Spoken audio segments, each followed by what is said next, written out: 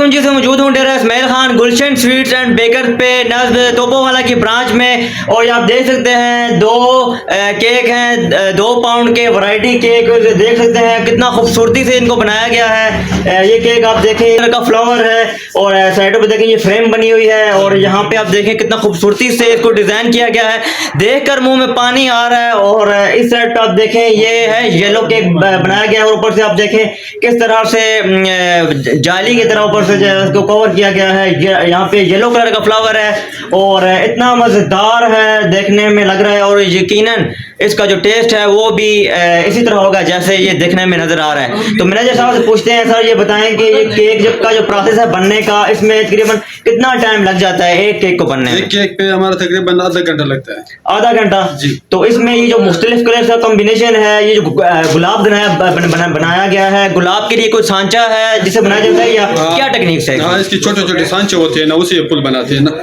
अच्छा, तो ये जो 2 पाउंड वाला ये केक है तो इसकी प्राइस बता दें कितनी है? ये 1400 रुपए का है 2 पाउंड वैरायटी केक। तो अगर कोई इसकी डिलीवरी करवाएगा तो 1000 से अगर अब कोई लेगा तो वो केक भी सेफ्टी पहुंच जाते हैं घरों में? जी, होम डिलीवरी हमारे फ्री है जी।